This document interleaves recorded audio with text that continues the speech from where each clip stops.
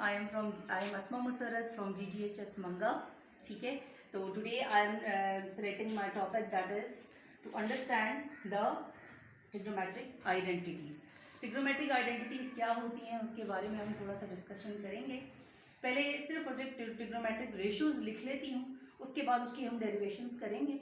जैसे trigonometric ratios जो होते हैं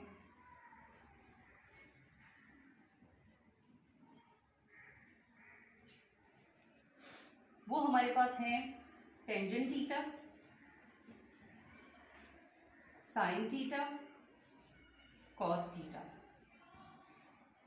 इसके अलावा सेक थीटा, सेक इसका रेसिप्रोकल होता है, इसके करीब लिख लेते हैं. और कॉस लिख चुके हैं, cos sec theta, and then cotangent theta. ठीक है, ये टोटल हमारे पास 6 ट्रिग्नोमेट्रिक फंक्शंस होते हैं. इन ट्रिग्नोमेट्रिक फंक्शंस को लेते हुए हम डिराइव करेंगे कि क्या ट्रिग्नोमेट्रिक आइडेंटिटीज हैं. For any real number theta we have the following trigonometric identities. Trigonometric identities को सॉल्व करने के लिए सबसे पहले आप एक राइट एंगल ट्राइंगल ड्रॉ करें. ये एक राइट एंगल ट्राइंगल है.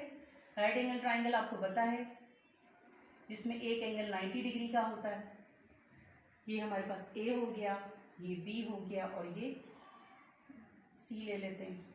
ए के सामने वाली साइड स्मॉल ए ले लेते हैं, बी के सामने वाली साइड स्मॉल बी ले लेते हैं और सी के सामने वाली साइड स्मॉल सी ले लेते हैं. ठीक है, तो ये हमारे पास एक राइट एंगल ट्राइंगल हो गया. अब इस राइट एंगल ट्राइंगल के लिए हम पाइथागोरस थ्योरम लिखते हैं. पाइथागोरस थ्योरम क्या होता है?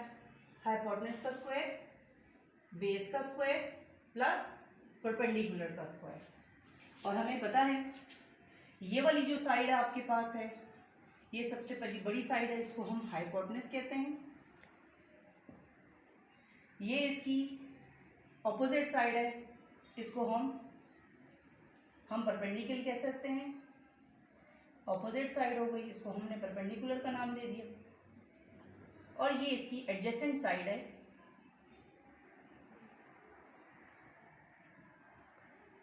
इसको हमने बेस कह दिया. ठीक है, इसी को लेते हुए अगर हम इसमें वैल्यूज रिप्लेस करते हैं इस वाले क्वेश्चन के अंदर, तो हमारे पास क्या आ जाएगा? हाइपोटेनस क्या है हमारे पास? सी का स्क्वायर, बेस हमारे पास बी का स्क्वायर, परपेंडिकुलर ए स्क्वायर. इसको अरेंज कर लें ए स्क्वायर और बी स्क्वायर के साथ. अब हमें कोई चीज़ें और भी मालूम है कि साइन थीटा किसके बराबर होता है. साइन थीटा हमारे पास है परपेंडिकुलर और बेस. कॉस थीटा किसके बराबर है? Base by hypotenuse. And tangent theta बराबर हमारे पास है परपेंडिकुलर ओवर बेस. ये हमारे पास trigonometric functions in terms of hypotenuse, perpendicular और बेस के हिसाब से मौजूद हैं, जो कि हमारे पास ट्रिग्नोमेट्रिक रेशियोज हैं. हमने डिफाइन जो करना है वो ट्रिग्नोमेट्रिक आइडेंटिटीज़ को डिफाइन करना है. एक और चीज़ इसमें लेकर चलते हैं कि अगर मैं इस वाली इक्वेशन को लेती हूँ, इसको हम ए कह देते हैं.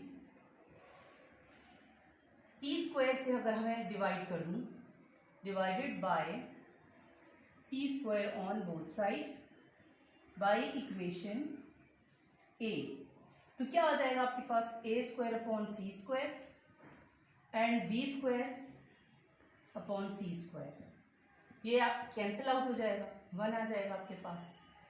ए अपॉन सी होल स्क्वायर, बी अपॉन सी होल स्क्वायर में हम इसको लिख सकते हैं.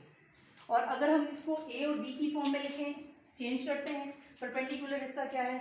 ए और हाइपोटेनस अपॉन सी.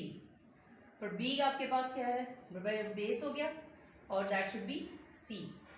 और third one perpendicular, that is A divided by B, that is base. अब इसको आप देखें, ए अपॉन सी किसके बराबर आ रहा है? ए अपॉन सी साइन के बराबर आ रहा है. इसकी जगह मैंने यहाँ साइन रिप्लेस कर दिया, साइन और उसके ऊपर स्क्वायर आ गया. साइन थीटा था। बी बाई सी किसके बराबर है? B by C cos theta के बराबर है, तो कॉस थीटा। ये बात याद रखेंगे आप लोग कि जब आप थीटा के ऊपर अगर स्क्वायर होता है तो ओवरऑल होल स्क्वायर जो है वो हमेशा फंक्शन पे गिरेगा, कभी भी थीटा के ऊपर नहीं गिरेगा। तो इसको हम क्या ले लेंगे? Sign square theta cos square theta. This is our first identity. हमने बताया था ट्रिग्नोमेट्रिक आइडेंटिटीज क्या होती हैं। आइडेंटिटी का मतलब वन। कौन सा ट्रिग्नोमेट्रिक फंक्शन है जो बना रहा है इक्वल टू वन। तो ये हमारे पास एक ट्रिग्नोमेट्रिक फंक्शन हमने फॉर्मूला डिराइव कर लिया। इससे आप मजीद फॉर्मूलाज डिफाइन कर सकते हैं। One minus cos square theta sine square theta के बराबर हो सकता है। एक आइडेंटिटी ये हो गई इसकी, और एक one minus sine square theta is equals to cos square theta के बराबर। ठीक है, तो ये तीसरी आइडेंटिटी होगी।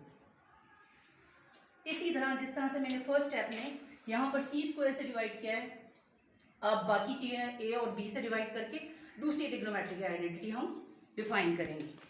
ठीक है, आगे चलते हैं। तो ये डिवीजन का काम होगा। यही वाली इक्वेशन फ्रॉम इक्वेशन नंबर 1, यहाँ पर हमने सी से डिवाइड किया था, डिवाइड बाय बी ले लेते हैं। बी स्क्वायर सी स्क्वायर अपॉन बी स्क्वायर, पूरी इक्वेशन को आप बी स्क्वायर पे डिवाइड कर दें। क्या फायदा हुआ? ये इससे कैंसिल आउट हो गया। सी अपॉन बी को होल स्क्वायर की फॉर्म में लिख लो, ए अपॉन बी को होल स्क्वायर हो गया, यहाँ आके आपके पास 1 आ गया। सी स्क्वायर की सी अपॉन बी, सी अपॉन बी कहाँ है जी? सी अपॉन बी, सी अपॉन बी, सी अपॉन बी। सी अपॉन बी तो है नहीं, तो यहाँ पर ये देखें कॉस का जो रेसिप्रोकल है मैंने यहाँ लिखा है सेक थीटा। यहाँ पर सी अपॉन बी आ रहा है, तो बी अपॉन सी क्या आ जाएगा? C upon B, sorry, C upon B is equals to sec theta हो गया। तो इसकी जगह मैं यहाँ सेक थीटा लिख देती हूँ। Whole square is equals to A upon B किसके बराबर है आपके पास? A upon B tangent theta के बराबर। टेंजेंट थीटा और उसके ऊपर स्क्वायर है प्लस 1। तो फॉर्मूला डिराइव हो गया। ट्रिग्नोमेट्रिक आइडेंटिटी एक और रिजॉल्व हो गई कि tangent square theta plus 1 is equals to sec theta, साथ स्क्वायर सेक स्क्वायर थीटा। इसी तरह आप एक और इसकी आइडेंटिटी डिफाइन कर सकते हैं जो हम मुख्तलिफ प्रूफ के क्वेश्चंस में इस्तेमाल करेंगे। ये एक और इससे बन गई हमारे पास, एक ये थी, एक ये इक्वेशन बन गई आपके पास, और इसी तरह एक और भी बना सकते हैं इसमें हम अरेंजमेंट करके। टेंजेंट को इधर ले आते हैं, माइनस टेंजेंट स्क्वायर थीटा। तो ये थर्ड वन आइडेंटिटी एक और बन गई। मेजर आपके पास वही 3 फॉर्मूलाज हैं। ठीक है, हमने यहाँ पर बी से डिवाइड किया था, और अब हम नेक्स्ट स्टेप में ए से सॉल्व करके अगली ट्रिग्नोमेट्रिक आइडेंटिटी डिफाइन करते हैं। हमारे पास जो इक्वेशन है C square is equal to A square plus B square. अब इसमें हम डिवाइड कर देते हैं यहाँ पर ए स्क्वायर से। तो हम अगला फॉर्मूला डिफाइन करेंगे। ए स्क्वायर से डिवाइड करने के बाद ये सी अपॉन ए होल स्क्वायर, ये कैंसिल आउट हो गया, यहाँ आ गया आपके पास 1, इसमें ब्रैकेट की ज़रूरत ही नहीं। बी अपॉन ए उसके ऊपर स्क्वायर आ गया। अब रेसिप्रोकल्स के जो भी फॉर्मूलाज आपके पास हैं, सी बाई ए किसके बराबर है आपके पास? सी बाई ए तो नहीं है, ए बाई सी है, और साइन का रेसिप्रोकल हमारे पास कॉसेक थीटा हो गया। तो हम ये कह सकते हैं यहाँ पर कि जो कॉसेक थीटा है वो सी बाई ए के बराबर है। ठीक है, सी बाई ए आ रहा है, साइन का रेसिप्रोकल है, तो यहाँ हमने लिखा कॉसेक थीटा उसके ऊपर square is equals to 1 plus a by b by a by b है हमारे पास। तो ए बाई बी मतलब टेंजेंट है, तो टेंजेंट यहाँ पर है, तो कॉट थीटा जो होता है वो बराबर हो गया बी बाई ए के। तो यहाँ पर हमने लिखा कॉट थीटा और उसके ऊपर स्क्वायर।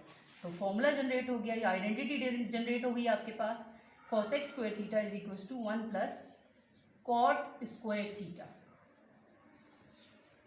ये आइडेंटिटी हमने जनरेट कर ली है। इसी से हम दूसरी निकाल सकते हैं, cosec square theta minus cot square theta is equals to 1। ये सेकेंड वन हो गई। And then cosec square theta, और हम इसमें एक और चीज़ भी डिफाइन कर सकते हैं कि cosec से आ गए आपके पास, एंड देन cot की value find, cot square theta is equals to cosec square theta minus 1। ये थर्ड वन। तो मेजर थी आइडेंटिटीज वो 3 थी। हमने उन तीनों से बाकायदा तीन और जनरेट करके ट्रिग्नोमेट्रिक आइडेंटिटीज ड्रॉ कर ली, और इस तरह से इजीली से हम उनके प्रूफ के जो क्वेश्चंस होंगे नेक्स्ट एक्सरसाइज के वो प्रूफ कर सकते हैं। Thank you so much.